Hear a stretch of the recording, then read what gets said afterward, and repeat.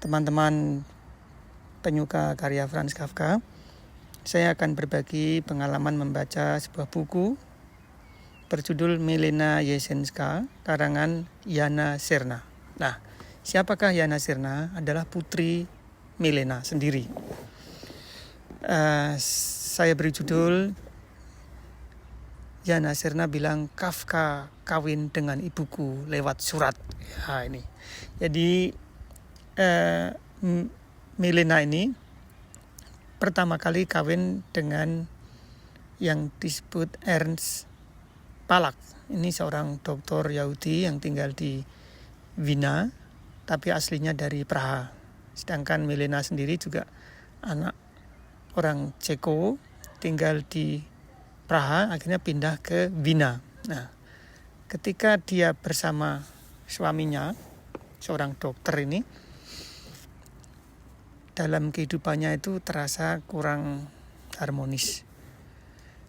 Milena profesinya adalah sebagai seorang jurnalis dan dia mulai berkenalan dengan Kafka lewat lamarannya. Dia ingin menerjemahkan cerpen-cerpennya Franz Kafka. Ketika Milena menawarkan diri pada Franz Kafka, posisi Franz Kafka sudah mulai terkenal. Ya, mulai terkenal sehingga Kafka menerima dengan baik dan berhasil diterjemahkan beberapa karyanya. Kemudian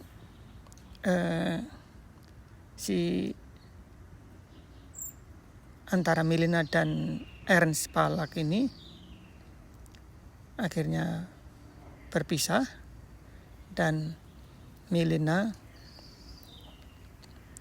akhirnya kawin dengan seorang dari Praha. Ini adalah seorang insinyur, ya, insinyur Praha. Tetapi dia sendiri akhirnya menjadi sama partner yang aktif di dalam Partai Komunis. Dan Milena adalah seorang patriot nasionalis Praha yang akhirnya tergiur dengan ideologi komunis dan dia tertarik dengan komunisme yang diusung oleh Soviet. Namun ketika Stalin naik jadi pemimpin, Milena mulai tidak tertarik lagi. Tapi jiwa patriotismenya terus keluar dan akhirnya dari pasangan suaminya orang Ceko ini, seorang arsitek ini, akhirnya melahirkan seorang anak. Dan anak itu bernama Jana Černá. Jana Černá sebetulnya ingin menulis kisah ibunya, tapi cukup lama dia tidak yakin apakah dia akan berhasil menuliskannya gitu. Jadi Jana Černá ini lahir pada 14 Agustus 1928 dan dia panggil, ibunya memanggil Jana Černá ini dengan sebutan Honca.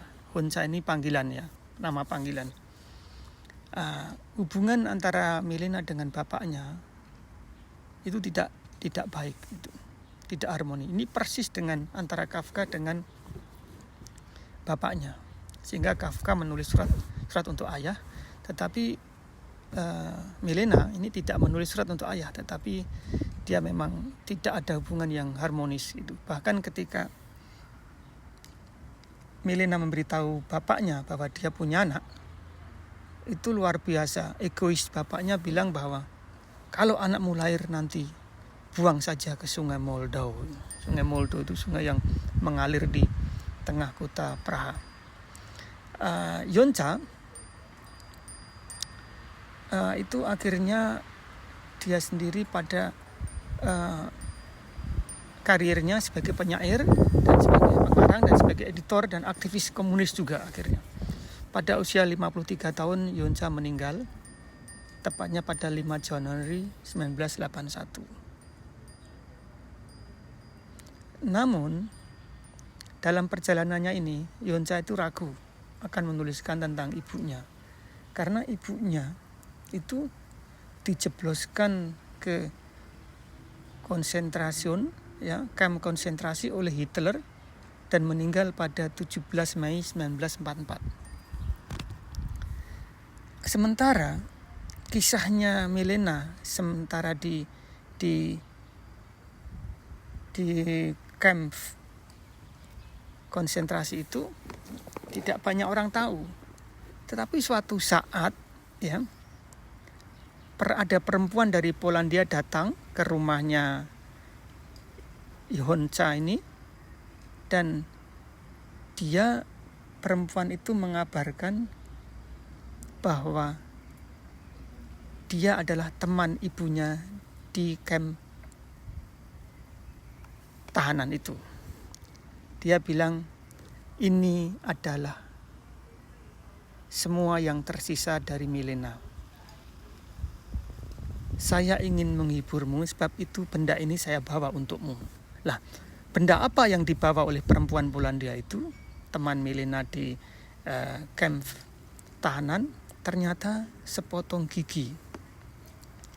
Jadi ketika dalam tahanan itu, di tahanan di kota Ravensburg itu di Jerman, itu Milena punya sahabat dekat dan dia menitipkan satu giginya dan akhirnya diberikan Honza, anaknya ini.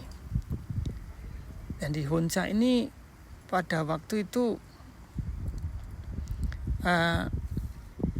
sangat kaget karena setelah 20 tahun meninggalnya ibunya, baru dia ingin menuliskan kisah ibunya. Ya, buku inilah hasilnya. Dan buku ini ditulis 20 tahun setelah Milena meninggal atau 15 tahun setelah surat-surat untuk Milena dari Franz Kafka dipublikasikan. Dia menulis dalam buku ini bahwa hubungan antara Kafka dan Milena itu sebatas surat menyurat gitu. Jadi karena waktu itu Milena masih menjadi istrinya Ernst Polak itu ya. Jadi kisah ini mirip dengan Hannah Arendt dan Heidegger ya, di mana Heidegger masih punya istri dan Hannah Arendt surat-suratan tentang cinta gitu. Nah, ini juga ya, tetapi Kafka mengagumi Milena sehingga surat-surat itu sampai berlarut-larut dan panjang gitu. Dan dia bertemu berapa kali antara Kafka dan Milena. Pertama kali dia bertemu di Wina dan kemudian Milena melaporkan pada Max Brod bahwa pertemuannya sangat mengasihkan gitu. Dan menurut Milena, Kafka ini memang dia mempunyai kesedihan, ketakutan gitu. Tetapi waktu bertemu tuh sirna gitu. Menurut Honza atau Jana Sirna, anaknya Milena, bahwa de facto Milena ini kawin 2 kali. Yaitu pertama dengan Ernst Polak dan kedua dengan bapaknya itu, yang arsitektur itu. Tetapi yang de facto Milena itu kawin 3 kali, termasuk dengan Kafka. Cuma dengan Kafka itu perkawinan yang tidak resmi, hanya lewat surat-suratan. Gitu. Inilah kisah Milena yang kawin dengan arsitek dari Praha bernama Jaromír Krajcar itu. Dan Milena akhirnya meninggal di kamp tahanan yang menyengsarakan dan dia seorang